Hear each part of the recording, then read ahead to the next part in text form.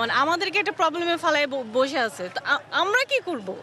মানে আমরা ওদের কাছে আমার কোয়েশ্চেন, ভাই আমরা এখানে বসে থেকে আমরা কি করব? আমাদেরকে কেন বসায় রাখছেন? যাদের কাছে কোয়েশ্চেন করার কথা, যাদেরকে বসায় রাখার কথা, ভোগান্তিতে ফালানোর কথা, তাদের কাছে যান, তাই না? আপনারা সচিবালয়ে যান, আপনারা উপদেষ্টাদের কাছে যান, ওখানে যান। আমরা এখানে বসে থেকে আমরা কি করব? মানে এই যে ওই বাচ্চাটা খামাখা 2 ঘন্টা ধরে গাড়িতে বসে আছে, কেন? কিসের জন্য?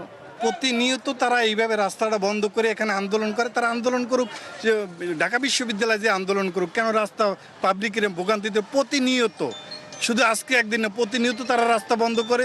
এই আমাদের দেন বাচ্চা, স্কুলে বাচ্চা আছে, বাচ্চা নিয়ে ঘন্টার পর ঘন্টা গেছে, কালকে এরকম 2-3 ঘন্টা রাস্তা তারা আটকানো, আজকে এরকম কতক্ষণ ছাড়বে তার কোনো হদিস নেই। তো এই রাস্তাটা তারা ঢাকা বিশ্ববিদ্যালয়ে যাকে আন্দোলন করতে, পাবলিককে কেন এরকম কষ্ট দিচ্ছে? সিলেট থেকে আসছিলাম, আমি মাদ্রাসা বোর্ডে যাব কিন্তু যেতে পারি নাই, আবার আমার হোটেলে ফিরে যেতে হচ্ছে এই যানজটের কারণে। হাঁটা শুরু করছি, কোন দিকে যাবো কোনো খোঁজ পাইতেছি না।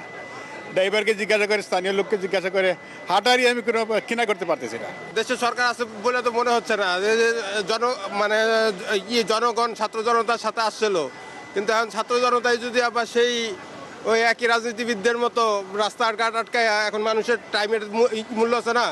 এই যে আমি ব্যবসায়ী, আমি আমি এই মাল নিয়ে যাচ্ছি, আমি নিউ মার্কেট, এখান থেকে অল্প একটু দূরত্ব, যেতে পারছি না।